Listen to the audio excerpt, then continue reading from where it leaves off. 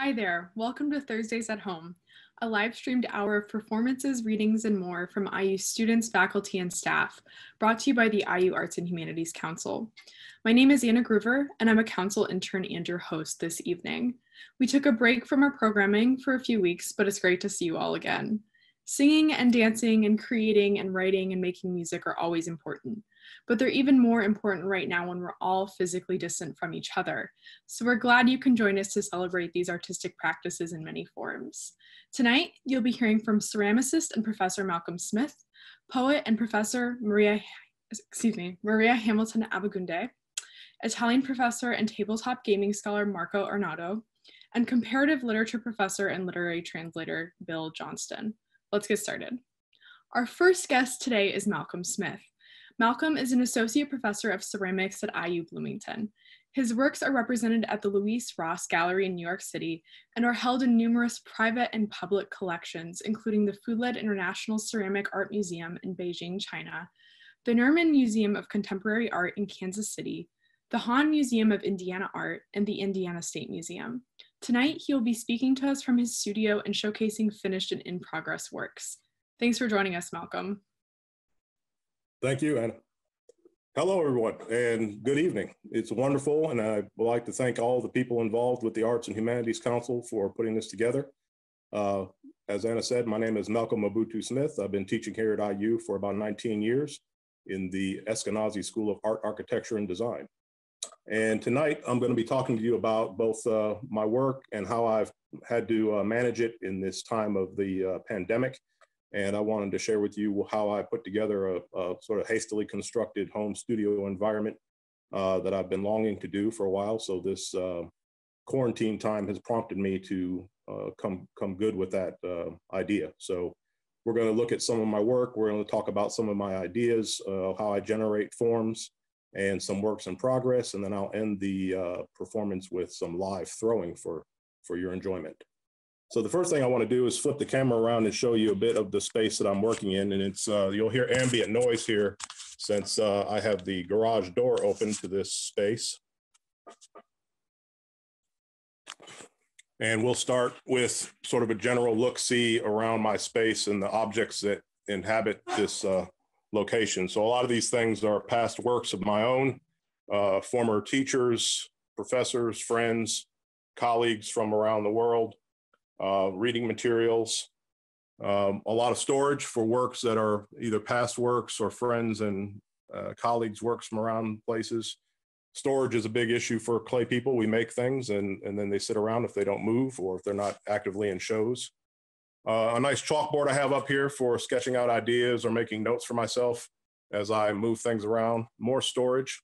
You're going to notice that the light gets bad as I point you out the garage door. It's wonderful to hear the ambient noises of birds and insects when you're working, but also the cool breeze because there is no AC or any kind of heating or lighting. I mean, there is lighting, but there's no water out here. So it's an interesting situation, but I've made it work. I've got this generous second garage that I've been able to cobble together into this other environment. Here we can see a storage shelf where I keep some works that are in progress. And then I'm taking you over here to my kiln where I've recently had installed some electricity by necessity so that I can at least get works into a more stable form. When they are in their greenware state or unfired state, they're very fragile. And so I needed an ability to get them fired and bisque here before I could eventually get them back to the campus studio, where my primary work goes on. As we move back around, we see other bits of equipment for the studio. This is a large slab roller, and then my throwing areas.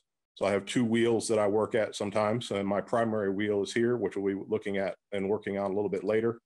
And then I want to spend a little bit of time discussing some completed works, and hopefully the lighting is good at this moment as we've transitioned away from the garage door, and sort of highlight some of the objects that I make. So I'm a vessel maker. Some people refer to it as vessel sculpture. I love pots. I've been making pots my entire career since I began at age 14 in high school. I've not looked back. From that time period on, I decided I wanted to be a clay artist and an educator, a teacher. And all of my decisions I've made since that point were based around those two vectors. So these are all thrown on the wheel and then manipulated to have these very sort of organic looking moves to them. And I tend to do things that foreground the actual surface of the clay or the skin of the clay. So we'll be talking about that a little bit as we talk about my influences and things. So I'll just rotate this one so you can see a little bit of the 360 view of this object. We'll also be discussing this particular character in a few minutes. This is Little Tuffy. You'll see a lot more about him in a few minutes. In this current time, both the COVID-19 epidemic and the current crisis of the Black Lives movement and all of the situations that are moving around that issue was prompted with me a sense of anxiety. And this time at home with my family has been very good. It's been protective in a time when fear and anxiety sort of permeate beyond the standard of a person of color. But about 8-9 years ago, I started thinking about the fact that we had this first Black president, Barack Obama. And as his presidency went on, my fear and anxiety only grew. And so I did a body of work, and this is one piece that's a representative of that ironically or sardonically uses old stereotype images of Black people in a kind of sarcastic sending up or reversal of fortune. So there's a number of different artists, Michael Ray Charles and Kara Walker, who openly use these sort of very controversial and racist images.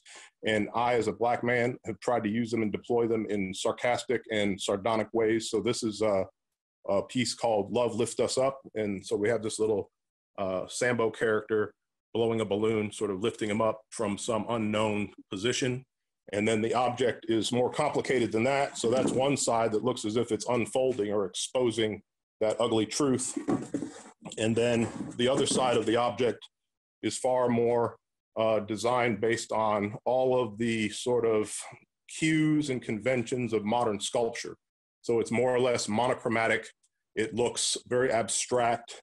And the forms here are derived from or a distillation of how modern art mined the African continent for those types of shapes and forms, which I, again, am deploying. So on one side of the object, you have this very ambiguous, complicated, jazzy kind of structure.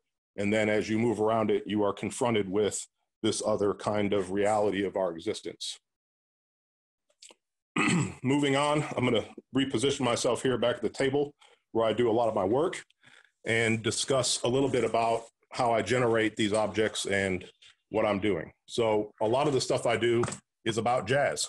It's about making forms that evolve from base bit of ingredients or a few notes, so to speak, and then through improvisation and moments of inspiration, I turn an object into a composition that evolves in the moment.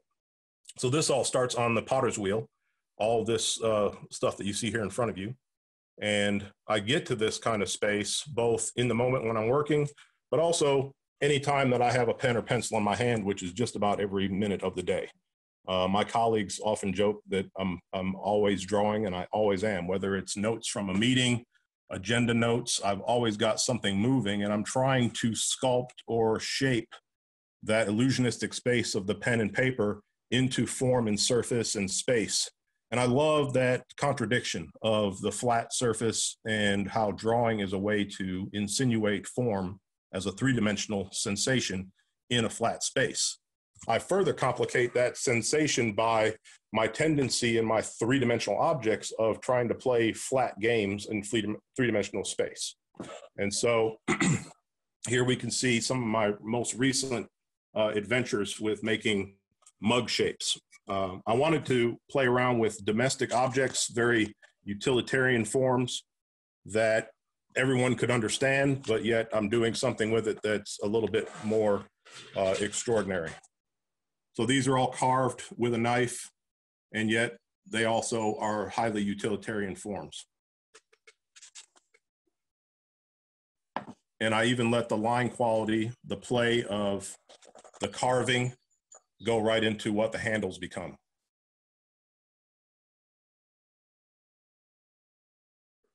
So you'll notice in the background here, another character, as I mentioned before, we have Little Tuffy, as you can see by the title. And I'm lucky enough, proud enough that I come from the coming together of two people in the 60s, my mother and father, a black man and a white woman who knew that they were having children of color, and that they also recognized that modern media of the time, in the early 70s, late 60s, early 70s, there was no consistent reproduction of people of color in any medium or, you know, standard media like a coloring book or comic books. So my mother and father conceived of and published this thing called Little Tuffy and His ABCs, which was later picked up and published by Johnston Publishing Company in this form. And Little Tuffy is an amalgamation of me and my brother Jason. Me for the physical form, and the title Little Tuffy is for Jason, who survived premature birth, and so they referred to him as Little Tuffy. And inside, my mother went on to draw the alphabet and images that could be colored in and played with, including Isaac Hayes, Malcolm X, and more generic things like a mom, a dad, a family, and so on. And later on in 1978, she continued the series, also published by Johnston Publishing Company, famous for publishing Ebony, Jet, and Essence magazines out of Chicago. She did Little Tuffy y sus amigos, which is sort of doing very much conversational speech with words like letters, numbers, and days of the week, months of the year, and also in a coloring book format with the community of kids. So Little Tuffy is sort of the emblematic character. And so he's my antithesis to the negative stereotype images I have over here. So recently I've been working with her to possibly reprint or revamp and redo and update Little Tuffy into the future. So that's something to keep your eyes out for in the coming years. I hope to do the Little Tuffy now, or Little Tuffy in the neighborhood. So now moving on, I like to show you how these things evolve and get created, these cloud cups and mug forms. So we're moving over here and looking at some things that I made earlier to show you some of the process. So these objects start on the potter's wheel as thrown processes, parts and pieces, and they are still just balls of potential. That's what clay is in and itself, a ball of potential, which I really love that as a symbolic thought, that we all take this mud that has no form and we will into it some life and shape. That's one of the wonderful things that's seductive about clay, or the creative space at all. The poet Billy Collins likes to talk about words being thrown down on the ground for other words to eat in one of his poems, and I really like that image as well. But I really like the fact that art and creativity is about being in a state of becoming, and clay perfectly exemplifies that. It's never static. It can always be rethought of and pushed a little bit farther, and you have to be in the moment with clay, and I love that fact. So let's turn around and see if we can get some pots going on the wheel.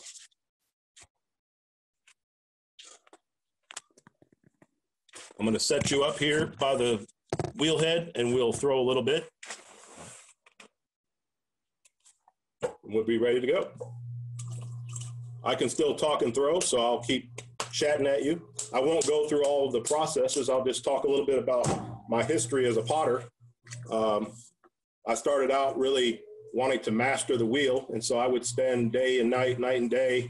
Even in high school, I would try to spend an optimal amount of time in the clay lab, to the point that even after I'd be done with gymnastics practice, I would stay in the building, go back down to the pottery studio, and the janitors would lock the door to the hallway, and I'd have to leave out through the side window every night. So throwing is a skill that takes repetition and lots of tenacity and frustration. You have to get over your frustrations in order to perfect it. Throwing is also a bit meditative, and it can take you to a place both creatively and or mentally that is healthy and is rejuvenating.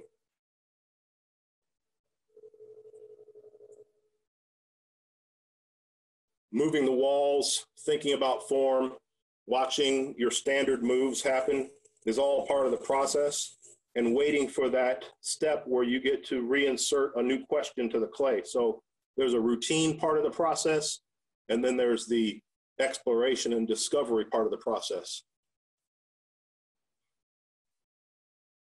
I was lucky that I went to a high school that you could major not only in art, but I actually majored in ceramics there, and was taught by a man who was connected to some of the upper echelons of the ceramics community. And I found out very quickly where the best school was for undergraduate ceramic education, and ultimately where the best graduate school was. And I worked for and made my portfolio strong enough that I could get in those particular schools. So at this point, we've got the object up in the air as high as we want, and I'm going to start giving it some shape. And this is where maybe a jazz musician would be sort of thinking about a particular motif or a melody that's going to be invented upon or played with or modulated from. And so here I'm really thinking about making something that has some kind of clarity. And in order to create distortion, you need some kind of clarity.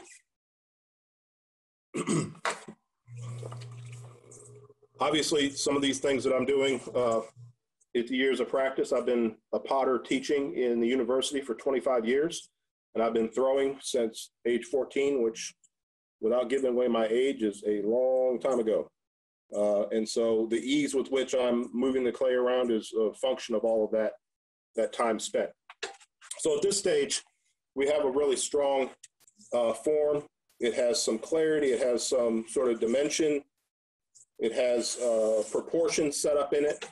And the clay is wet. The clay is responsive. It's new. It's plastic. And that's the thing I love about both drawing and clay, is that they're both, I think, plastic mediums. What I like to call, they have pure plastic potential. I like potential. I like sounds. I like words. And I like performance. And so at this point, I'm going to start making some moves that I've made before, but never the same way twice. And I look for response and recall.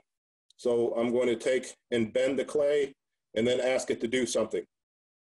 And we get these wonderful moments of discovery. So I'll do this and then rotate it so you can see it.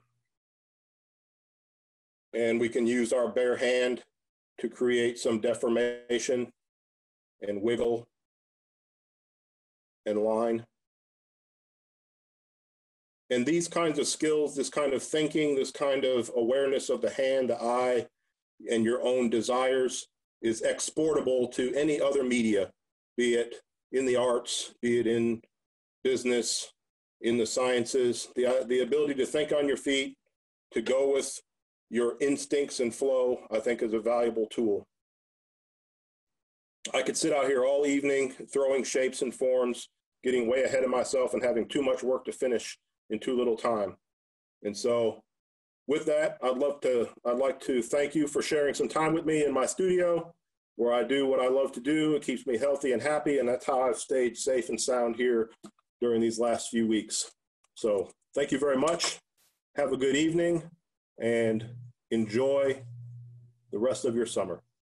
Thanks so much for sharing your wonderful art and process, Malcolm. I now want to go create something, so thank you. If you're just tuning in, this is Thursdays at Home.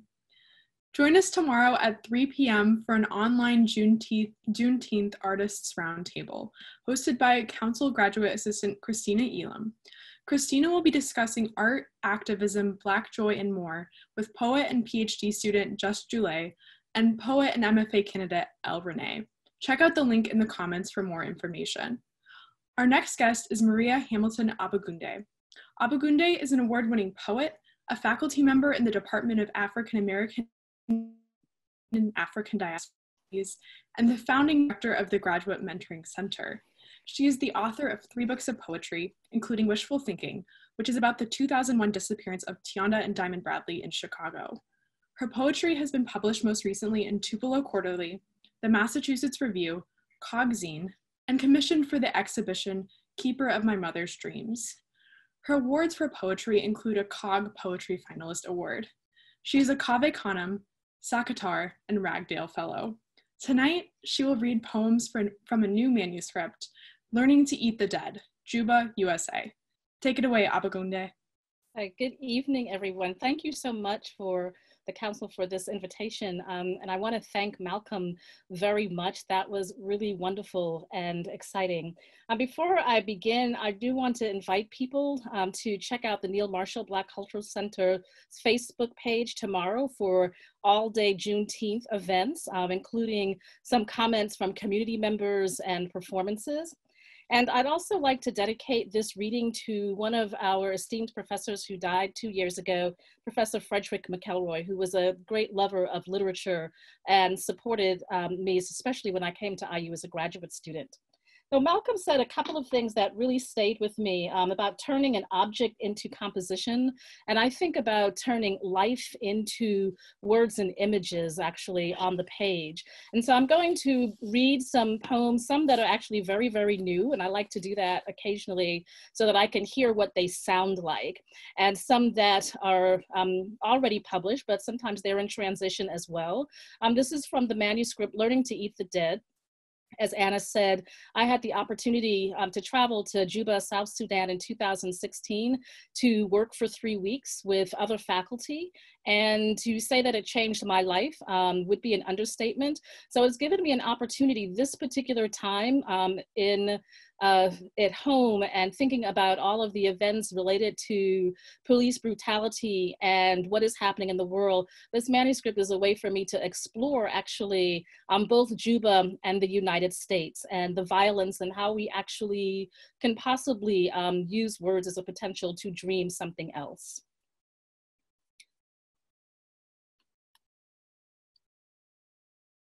On Ahmaud Arbery's birthday, a Sitting for Peace meditation, May 8th. Feet hit pavement, wise soles of shoes shout, oh run, run, mourner, run. In voices of church ladies seeking redemption and mercy from old time memories that haunt them. I am breathing. This breath, feet against pavement, my soul runs, it don't want to look back, does not understand yet. This is not how the story ends or begins. One moment I am Hermes, the next I am Shango, axe crushing you, stone to gravel to dust.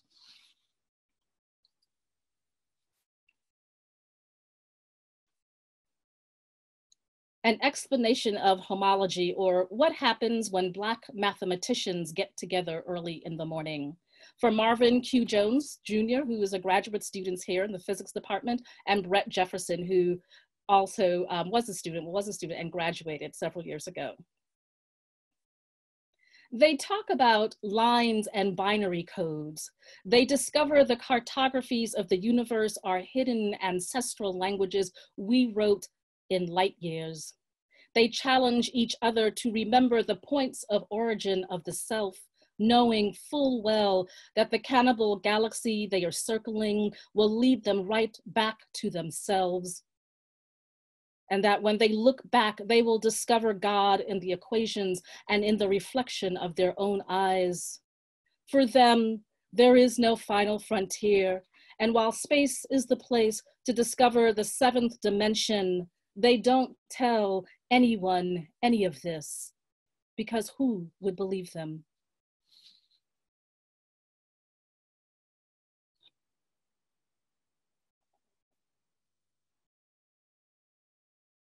Juba, South Sudan, what I choose to remember. This is an excerpt from a longer poem.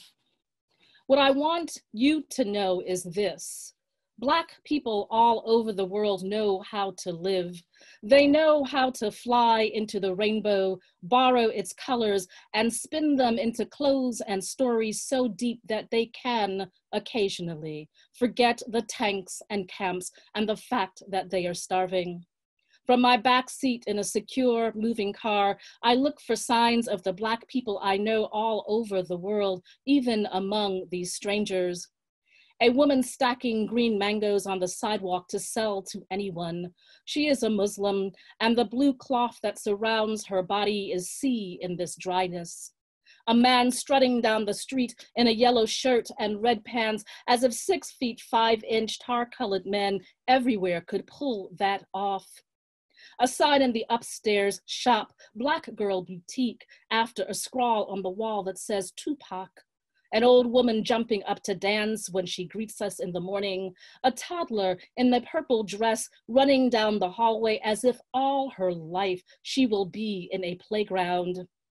The women who finally look me in the eyes when they realize I am not like the others. They smile and say nothing, but the woman who cleans my room leaves me extra things every day, a mat, a towel, a sponge, sanitizers, and she organizes my toiletries by bottle height. A young couple in the middle of the street holding hands, talking and smiling as the sun goes down. They are dressed in jeans, no different from young people anywhere. The men who speak to me in their languages, thinking I am a true born African, perhaps already calculating the number of cattle I would be worth. The children dressed in green and white or blue and white uniforms going to and from school. They are rarely laughing with each other, but they talk to one another as if this day is like any other day in the world. A young mother waiting to cross the street. She is dressed so fine this morning, brown wrapper and top covered with a gold flower. Her baby is wrapped around her neck with the same type of cloth. The soles of the baby's shoes are pink. As we wait for the cars to move and she waits for a moment to dash through the traffic, she turns to say something to the child. Her head returns to the front. Look, she is smiling. Learning to eat the dead, too, for Diamond Reynolds, who was Philando Castile's partner. When they invite you to dinner, graciously say yes. Arrive early, choose the chair closest to the door. Pay attention to who sits where. Pay attention to who drinks what. When they lay your lover's body face down, do not vomit when your host saws off his head. Do not cry when the guest crack his fingers and elbows. Look as they turn him over to lick the back of his neck. When they ask you if you'd like to try some, politely refuse. Instead, pour your glass of water over his feet, wash between his toes, massage what remains of his heels. Do not look at his knees, which someone has started to suck. When the host walks towards you with a slice of cranium, insists that you taste its peculiar pungency, and says, I have eaten black man brains 1,000,000 times, but never like this. Decline, sit still, breathe, pray, pray, pray. Pay attention to who stops eating when you do this. Pay attention to who whispers to whom, to who picks up the wine bottles. Pay attention to who slips the steak knives into their laps. When a guest offers you more water, ignore her. Pour olive oil over his feet. Kiss them gently. Press your cheeks against his soles. Listen to the lesson on how to be awake while sleeping. Only when they bring you his heart do you accept. Demand to hold the whole organ, place it on your plate. Do nothing as they wait for you to eat it. Pick up his heart, rub it against your face, rub it against your neck, feel its weight on your shoulders. Take your knife and cut a small chunk from the center.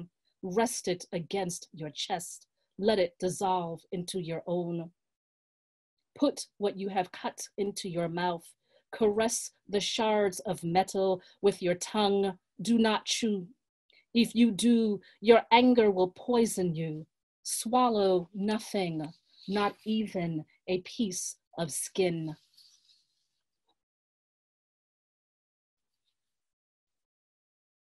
Fieldwork for Mincy Martinez Rivera. The truth is, we can't tell people that what we fear most is what we've already lived. A mother and child snatched off the street by men in black clothes, black mask, hiding behind black windows in a black car with machine guns, in daylight while we are buying milk. A man refusing to open his door for anyone who does not have a key to get in, and saving himself and his daughter that night from being shot to death, unlike the man next door who wanted to be a good neighbor. The man who looks at us too long when we walk down the street, when we forget to not speak English. The young boy who points his AK in our faces because it is the thing he is trained to do. The dreams that we will be raped or hanged or put in a box. The whisper that marks us as different, foreign, and vulnerable to being cheated in the marketplace or slapped while walking down the street alone. No one would believe us, the instructions we leave with those who love us. If I don't contact you tonight, call the embassy. If I am crying when I call you, change my return ticket, even if it doubles the price of the trip. If they say they can't find my body, dream me so I can tell you where they buried me. When you hear their names as you wake in the morning, promise you will hunt them in their sleep, lock them in dimensionless REM where their screams strangle them. No, no one would believe us. That we love what we do so much that despite threats of being disappeared, we return because changing the world requires more than research and theory. What we don't say, even to each other. One day, we may be asked to be the sacrifice, but every moment we are away from home, we pray that someone else is braver. I'm going to end with this poem. It is a very new poem, like yesterday, this morning, this minute new poem.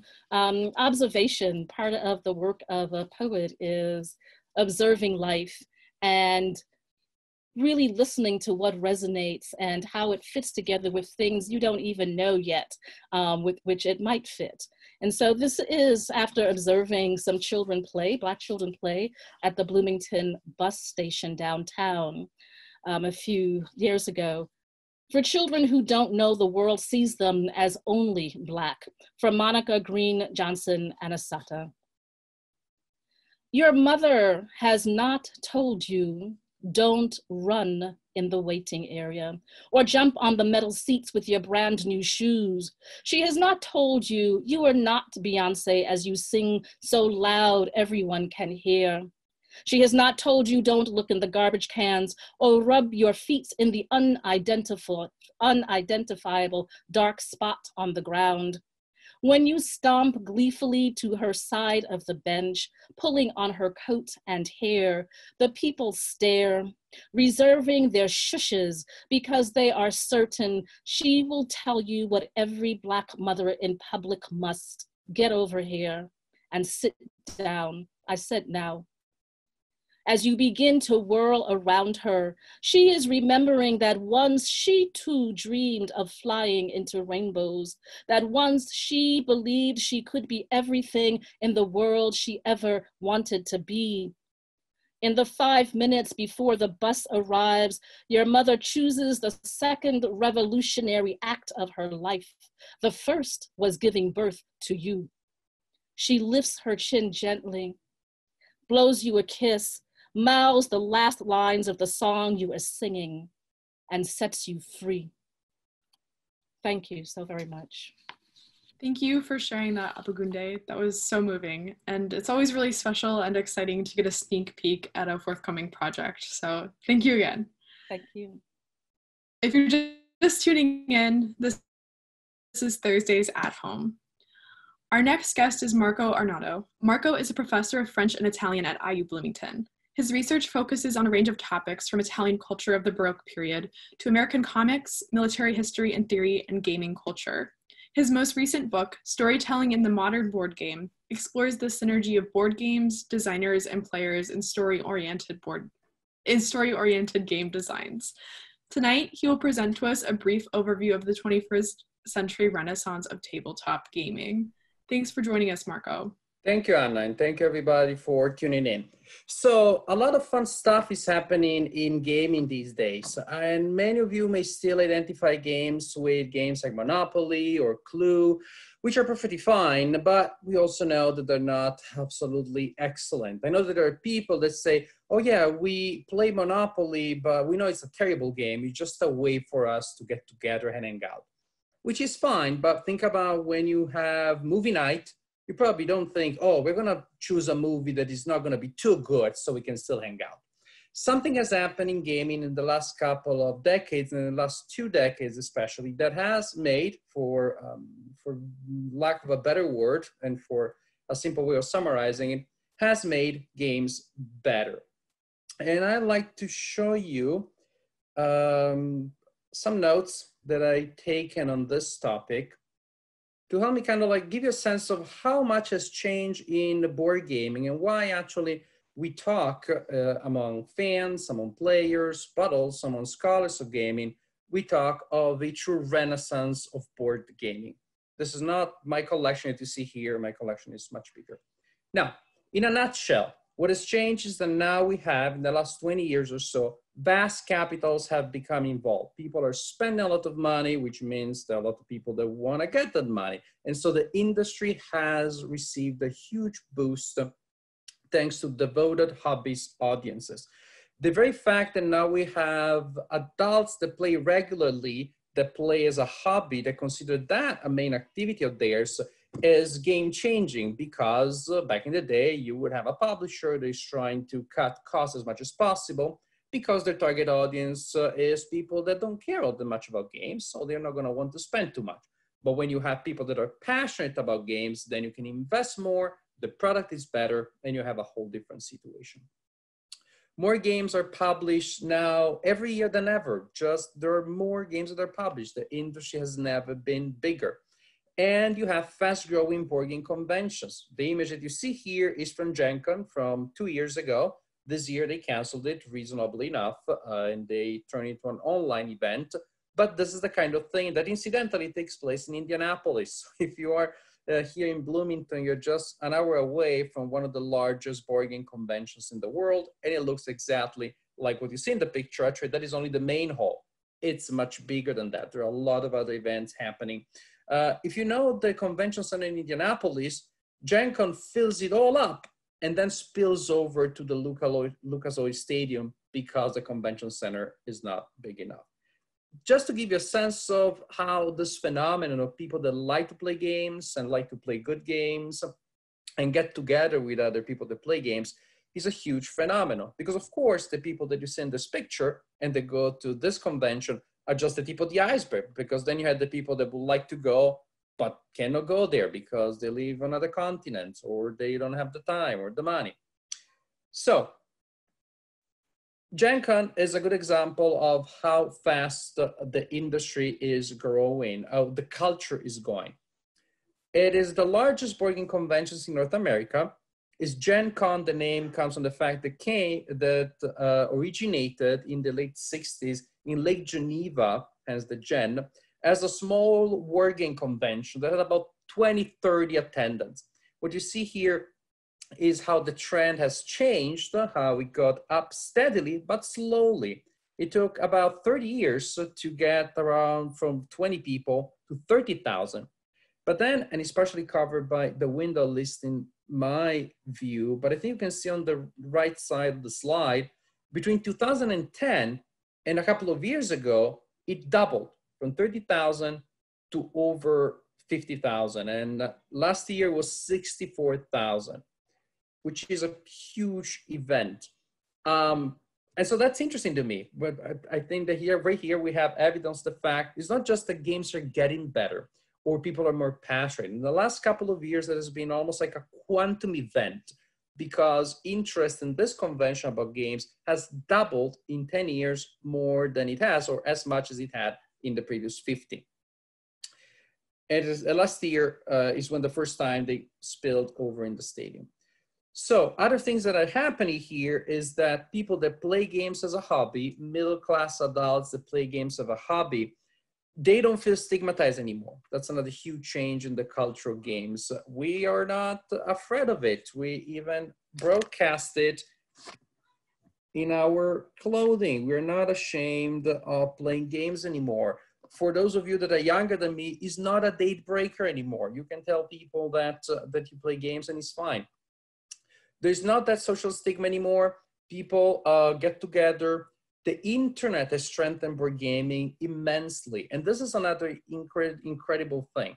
If you think back in 1995, probably like me, you thought that there would be no board gaming at all in 10 years, in 20 years. In 1995, I certainly did not imagine that board gaming would exist in 2020. I was thinking all sorts of virtual reality and crazy stuff, but definitely I thought the internet and video games are going to completely destroy board gaming. Actually, the internet, in my opinion, is the main cause why board gaming is bigger now than it ever was. One of the reasons is that it offered people ways of creating games in a different way. Kickstarter, that you see mentioned here, is a platform, is a crowdfunding platform where people simply pledge money for games that they hope will be published. These are just some examples of some of the most successful Kickstarter campaigns. FROSTHAVEN, which recently closed the Kickstarter campaign, you have 83,000 people that backed $12 million to make a board game. So now when you see this kind of money going around, you understand that it's a big phenomenon. Kingdom Monster, 12,000 people, again pledged about $12 million. Exploding Kittens, very simple, very light games, 8 million, and so on and so forth. There's something interesting here. It's not just that Kickstarter has given us a new way of making games. I put out a project, people pledge, give me the money in advance, and then I print the game. Thanks to Kickstarter and therefore the internet, now we can have games that simply could not exist before, did not exist before. Because the publisher has all the money in advance, the publisher can invest more without risking anything. Conan, the game that you see here at the bottom, this is one of the boxes, the original box. Then, since people gave so much money, they started printing extra expansions, extra materials, accessories. And actually, there's another box that came out that they didn't expect would exist before, of extra materials related to the game that make the game bigger with more variety and just even more interesting. No one back in the 1990s would have risked creating a game that comes in 2 boxes this much, that costs millions of dollars, without knowing whether they would sell or not. So the Kickstarter element has improved gaming in the quality of the games that come out. There are games that come out now that are so ambitious, so vast, so immersive, and simply would not exist without the internet. And in fact, games of this size, of this magnitude, did not exist back in the day. Board Game Geek is the major archive, database about board games in existence, but it's also a lot more, and I hope to have time to show you Board Game Geek later. Otherwise, you just need to know these 3 magic letters, BGG. You put into a search engine the name of any game and the 3 magic letters BGG, and you'll be directed to the Board Game Geek page for that game, and then start playing around, clicking on links. You'll be amazed. Because it is so much more than just a place where you can go and learn about games, it is a community where people talk, discuss. It has its own little rituals. We celebrate people that are in the community. There are all sorts of things going on that, again, to me, really strengthen the community and, again, help people feel proud or at least not feel ashamed of being board gamers. The website opened in the year 2000. And again, as you can see, it has been going on steadily since. And this is just the registered users. Of course, you have more people that use the website casually to look for information about games. But all this would make really little sense, would be interesting, I guess, if we were playing the same games as before, but now we're more people that play them and we are more happy to do it. But what is to me interesting is that, again, these games are better. There has been a change in the design philosophy of gaming. And this is due to a new kind of synergy that happened in the late 90s and exploded in the early 2000s and 2010s, a synergy between players, publishers, and designers. We start from the players that now are, for the most part, adult middle-class players that have more money to spend than the previous target, which was children or teenagers, or casual gamers that don't want to spend a lot of money for something that is just a casual pastime. When you have people devoted to the hobby, more money, then the publishers can publish more and better things. The publishers have an incentive in putting together good, solid games that people will want to play, and therefore, by doing so, they will support the industry. Amazingly, we have game designers. This seems like silly, but when I do this talk or similar talks in person, I ask how many people know who designed Monopoly. You probably have played Monopoly. Who designed it? Then I can ask you, have you heard of Harry Potter? You know who wrote that. Have you heard of that movie? You know the director. But who designed Monopoly? Traditionally, games have no designers that we know of, either because they're traditional games, they come from the past, but even Monopoly, well, if you pick up a book about it, you know it's not a secret. But the tradition was that companies would sort of pose as the creator of the game. There was not an authorial, a designer culture in gaming until the 1990s, when people, because they are middle-class, passionate adults, and they want to know who created the game, became passionate about this. And now we have superstars in game design. We know the designer. When I see a game comes out with a certain name on the box, I don't care all that much about the topic or the mechanics. I'm interested in the game because there is that designer involved. Just like if I hear a certain writer has released a new book, I'm curious regardless. So again, as you can see, these three things go together. A culture that appreciates designers, publishers that of course want to incentivize this, and players that are happy because they are finding great games, well-produced games by designers that they like.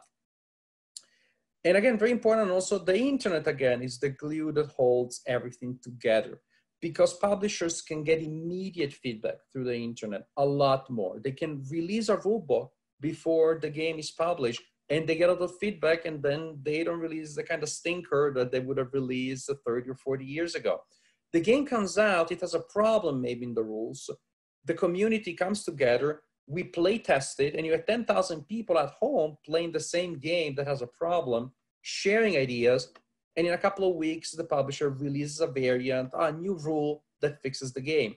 This would have taken years back in the day, and actually probably would have never happened. People go online, they find reviews of games, and there's a lot more information about games than before. That increases the chances that people will find the kind of games that they like. So every time that you buy a game, there are more chances you find the game that you like, you get hooked, you become passionate about the hobby. As opposed to back in the day, you pick up a game from a shelf, it's not very good, you try another one, it's not very good, maybe you're not gonna pick up a third one. The higher degree of transparency that there is about games these days increases the chances that people will find games that they like, and therefore makes them more passionate about the hobby.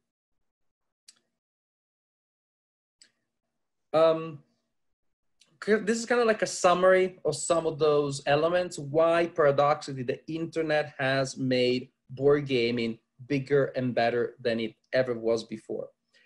Some elements that I haven't talked at the bottom is digital fatigue. And if today you have been on 3 Zoom meetings and you have checked email for 2 hours and then you've written on a laptop, maybe you know what I'm talking about. What we did not imagine in 1995 when the internet was so exotic and the video games were also so exotic and magical is that the internet, the digital will become the new normal. And all of a sudden, sitting around the table, especially when the emergency will be over, sitting around the table with your friends around this beautifully crafted game, rolling those dice, shuffling those cards, laughing and joking and having a good time, and also thinking about interesting strategies, all that all of a sudden is exotic, is magical. The tactile feel, the connection with those components becomes special because our everyday has become so digital. So what is interesting to me is a lot of recent board game culture can be thought of as an analog experience that is digitally mediated. Yes, I go online to talk about games and post pictures of game and look pictures of games and go on Board Game Geek and learn about games. But ultimately, all this makes my experience when I'm sitting around the table with my friends better, because I know about the game, I found a game that I like, I found people to play games with that maybe were in my hometown and I wouldn't have known of without the connection through the internet. So it's a really strange, but very productive, very beautiful, very exciting situation that we have here, that the digital is helping us mediating experiences that ultimately happen right there, face to face, and with this direct, unmediated artifact. Then what I want to tell you finally is, like, why are these games better? Simply, there are certain trends in certain style of recent game design, again, that has become very big in the last decades.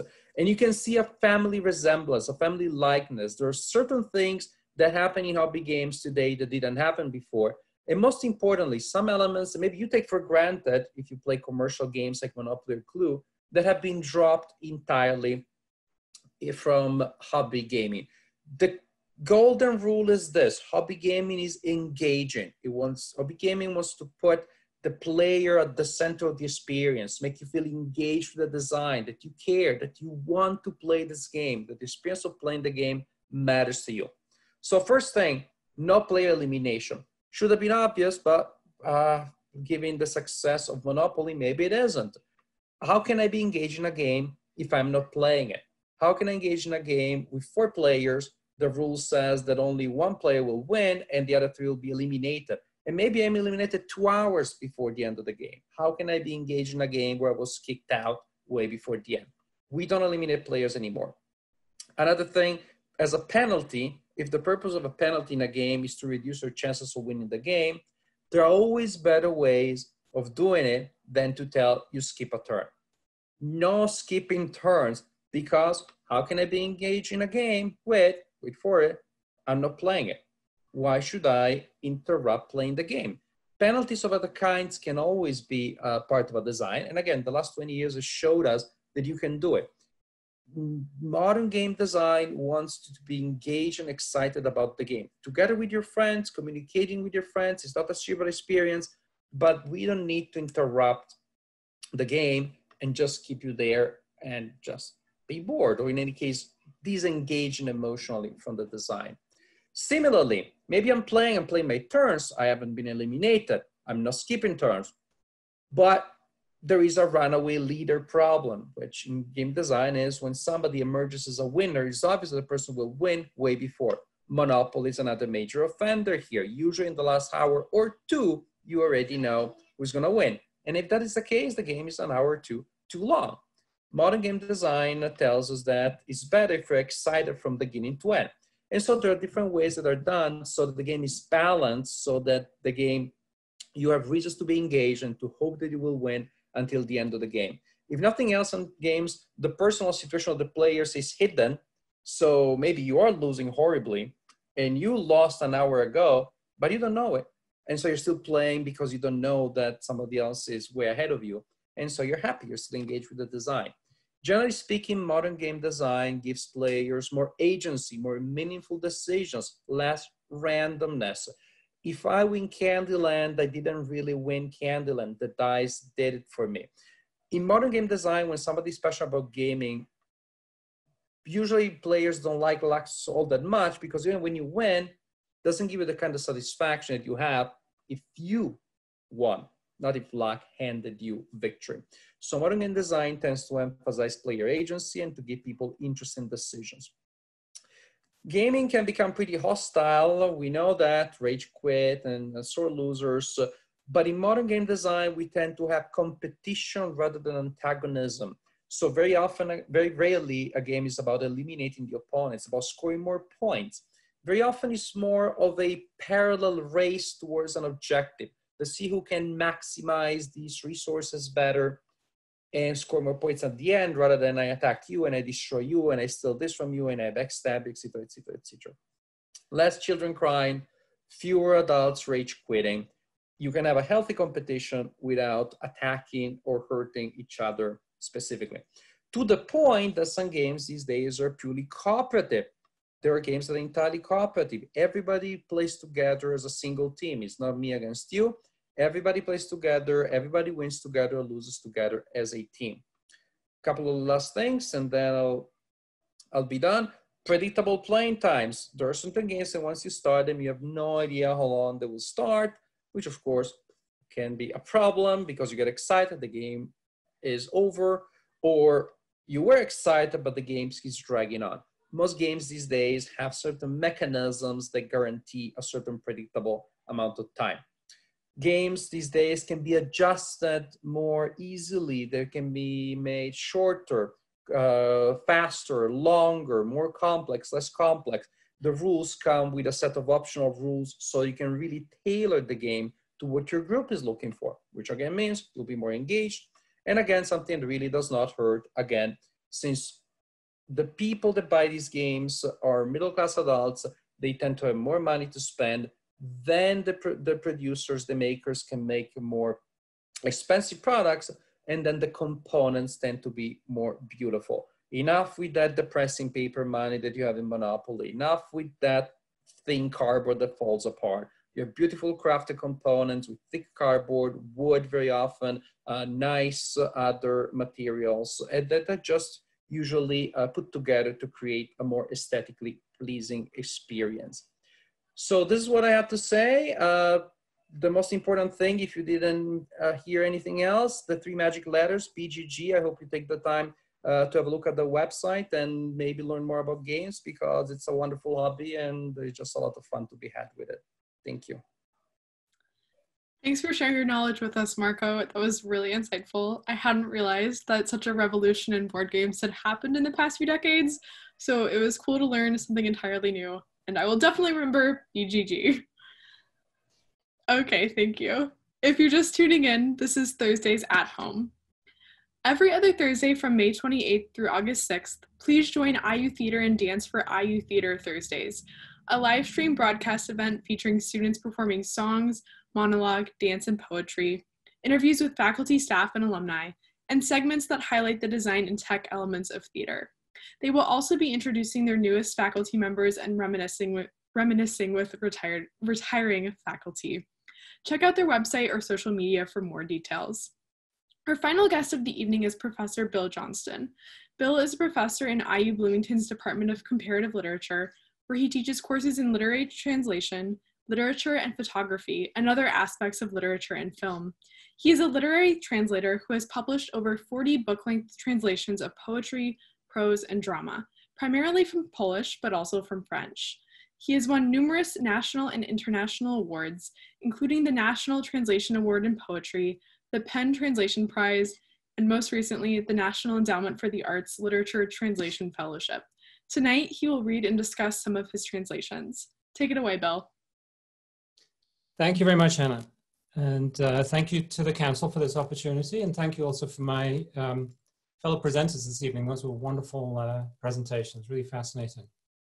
So I'm a literary translator. As Anna mentioned, I translate mostly from Polish. I've worked in a range of different genres in poetry, prose, nonfiction. I translated actually Stanisław Lem's Solaris, science fiction novel. And I like to try and reach out and try different things and render them into English. At this stage in my career, I'm able to pick and choose a little bit what I translate, and that's a great pleasure. But also interesting commissions come along, so I do a little mixture of both. What I wanted to do this evening was to talk about 2 of the translations that I've done in my career that have perhaps meant the most to me, that have presented the greatest challenge, and I wanted to read from each of them so that you could hear a little bit of the different voices. As I go, I'll be talking a little bit about about my process and what it means to translate. So I'm very old-fashioned in many ways. I work from dictionaries rather than using a lot of internet or technological resources. I do use the internet, but I do prefer physical dictionaries. So maybe I'll show you very briefly. This is my study where I work, and you can see the absolutely fascinating desk, which has nothing but dictionaries on one side. And on the other side is the book that I'm currently translating, which is a Swiss novel right now from French. Over here is a very, very large Webster's dictionary that I have standing open because I use it almost every day. And then over on this wall, you'll see a huge stack of reference books, dictionaries, and various kinds of works that I refer to. So let me sit myself down again. There we go. So the first book that I would like to talk about is a Polish novel that's called Stone Upon Stone. It was published in 1984. It's by a writer called Wiesław Myśliwski, and it's a very long. Let me show you this is the finished translation.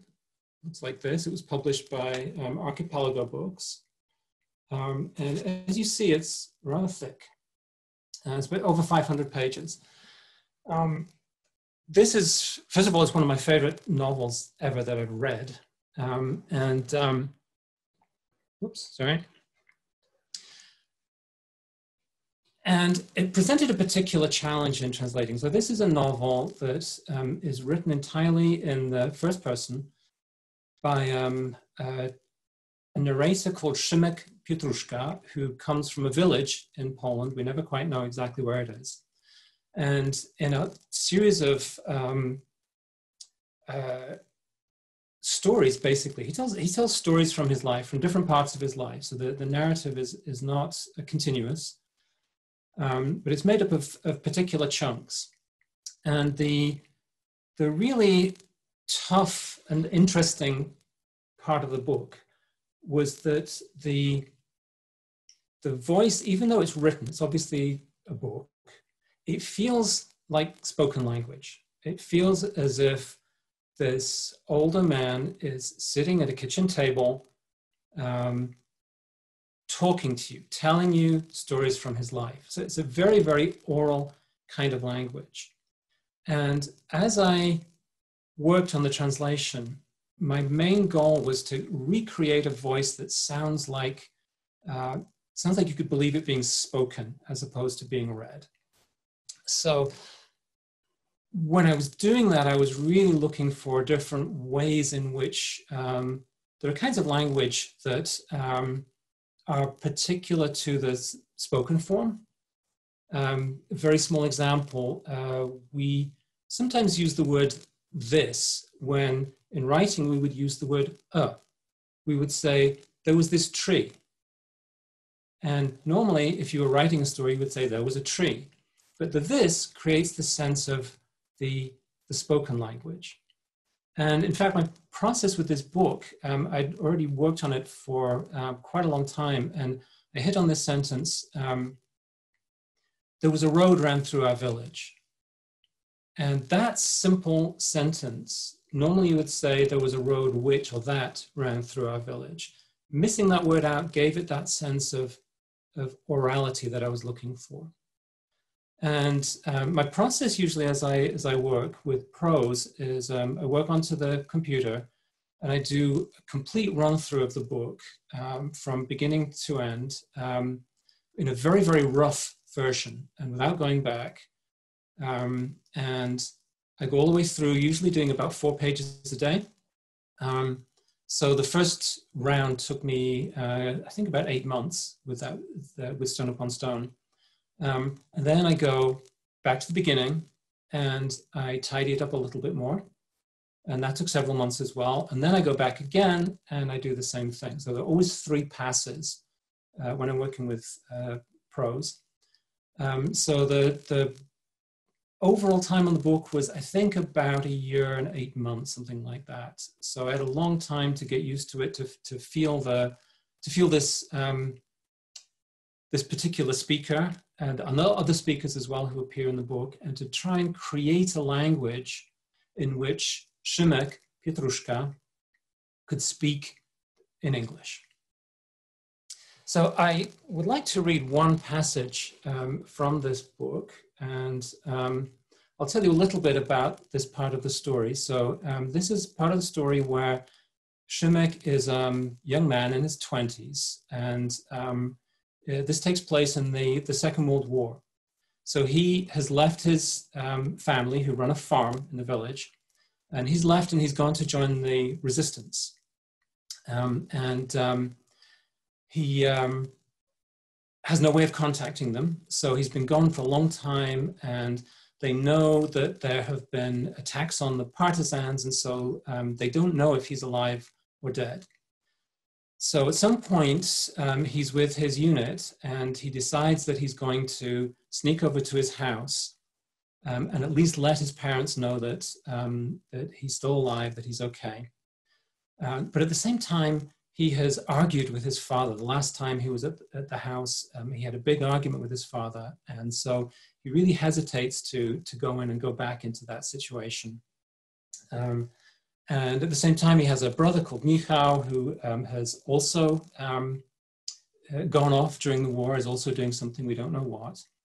But I want to read a couple of pages about when he comes home. It's the dead of winter, it's very cold, and I'll pick up from there.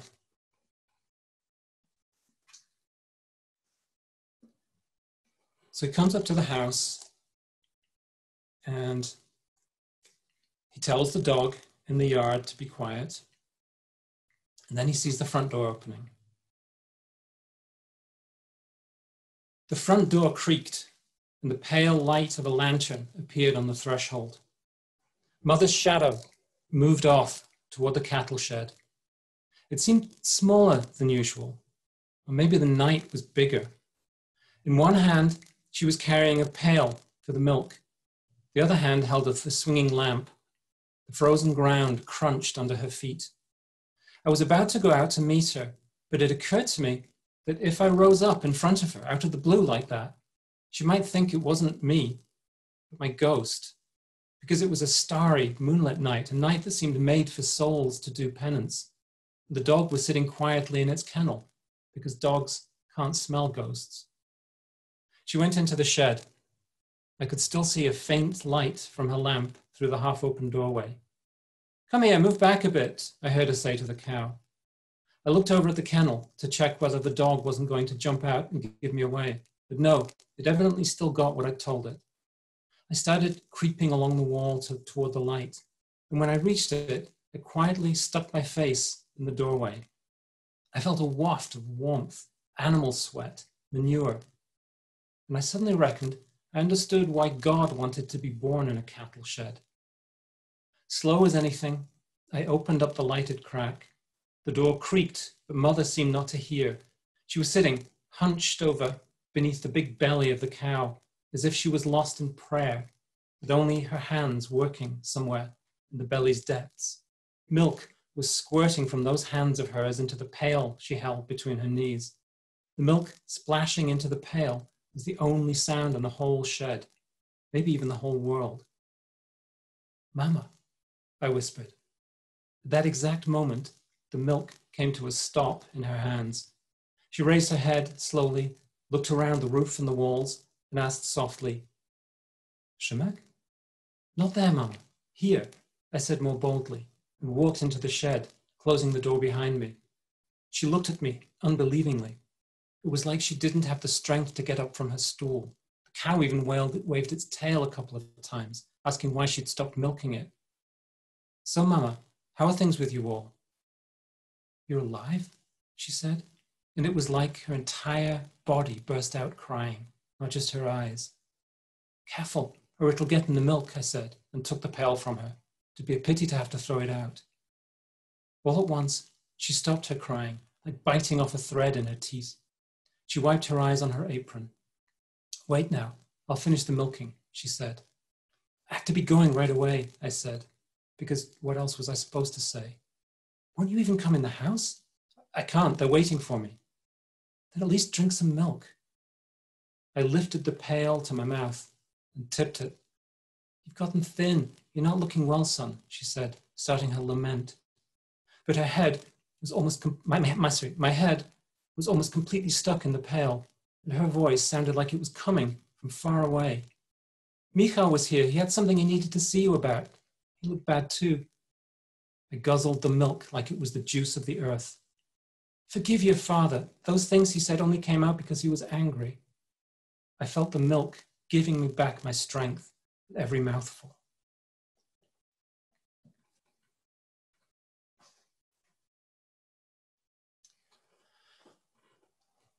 The second project that I'd like to talk about briefly is very different. So that was a novel that came from 1984. The next piece comes from 150 years earlier, from 1834. And it's an epic poem. It's written by a writer called Adam Mickiewicz. And this is kind of considered the Polish national epic, although it's a rather strange epic because most epics take place in some semi-mythical past, whereas Mickiewicz set his book only 20 years before he wrote it, in 1811 and 1812, which was during his own childhood. He was born in 1798.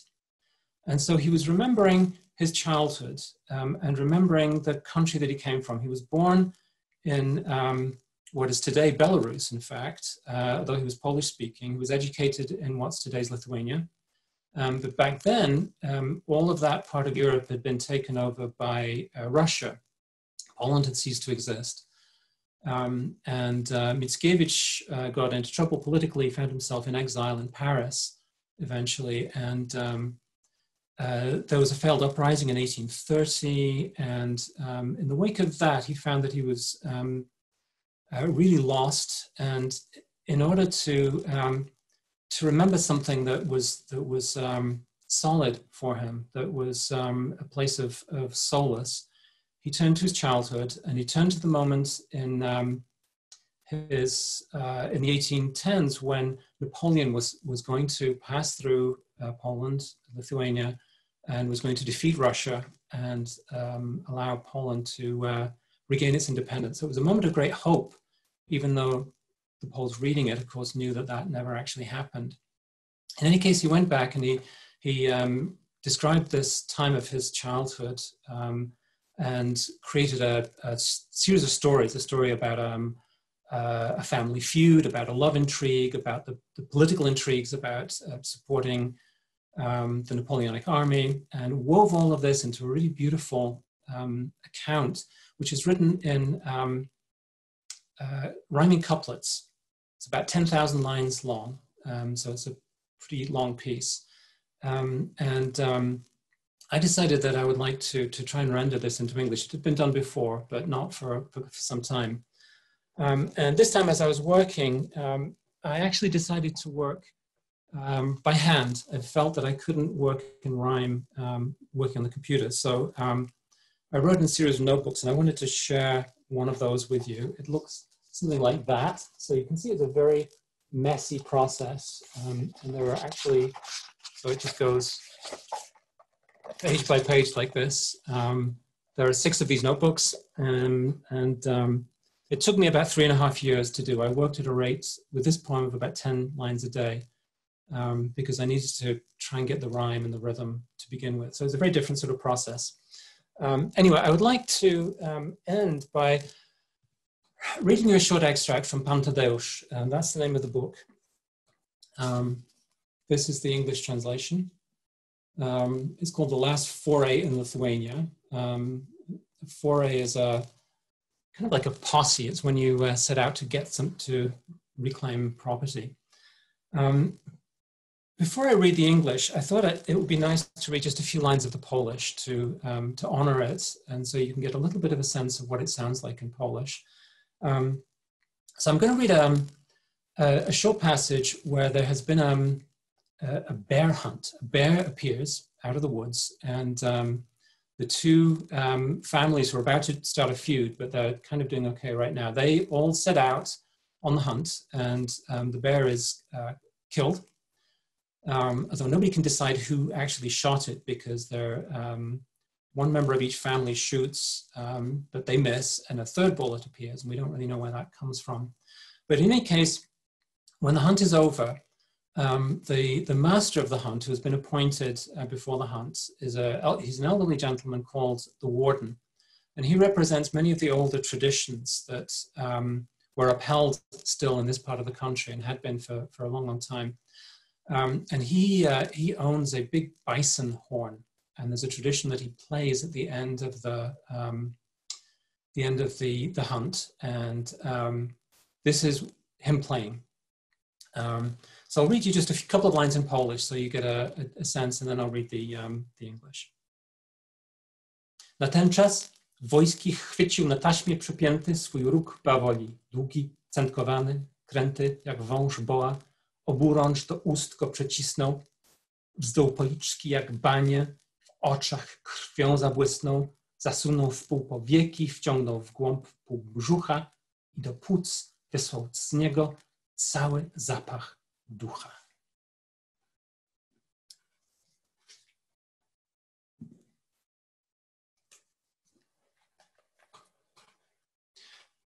The warden now took his bison horn, which hung, mottled, curled like a snake and just as long, from a leather strap.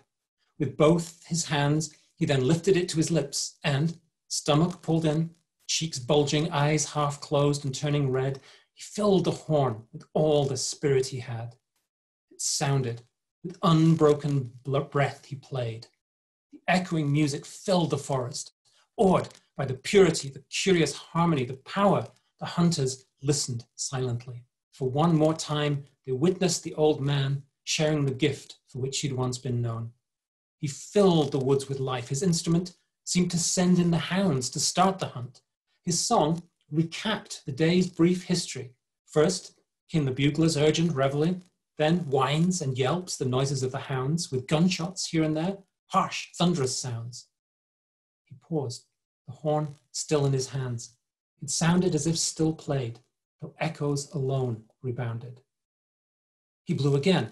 The horn changed shape, you'd think, between his lips. It seemed to swell and shrink, copying the sounds of different beasts, now lengthening into a wolf's neck with its howl, now strengthening into a bear's broad roaring throat, while here a bison's bellow rent the forest air. He paused, the horn still in his hands. It sounded as if still played, though echoes alone rebounded. Hearing the marvelous song, the tall trees each repeated it, oak to oak and beech to beech. Again he blew, as if one horn contained 100 more, from hunter, beast, and hound. Fear and rage crashed. Then, raising the horn up high, he played a triumphal anthem to the sky. He paused, the horn still in his hands. It sounded as if still played, though echoes alone rebounded. There were as many horns as there were trees. Relayed as if by endless choruses, the sounds went on and on, growing quieter, ever more consummate, ever more pure, until they faded where the sky began. The warden removed his hands, letting the horn swing on his strap. He spread his arms out wide and stood there, eyes aglow, preoccupied, face raised as if inspired, listening intently to where the final notes were fading gently. Meanwhile, on every side there were ovations, resounding cheers, shouted congratulations. Thank you very much for listening. Good night. Thanks for reading those wonderful excerpts, Phil, and for sharing a little bit of your process with us. Translators are truly the heroes of the literary world. And thank you to all of our guests who joined us this week for Thursdays at Home. We're grateful for your time and devotion to your craft, and your generosity in sharing it with our community. If you've missed any of our previous Thursdays at Home or quarantine conversations, you can find those videos on our website or on the IU Bloomington YouTube channel. We'll be taking a break the week of July 4th and returning on July 16th with another episode. Keep an eye on our social media channels where we'll be announcing upcoming performers soon. Thanks for joining us and have a great evening.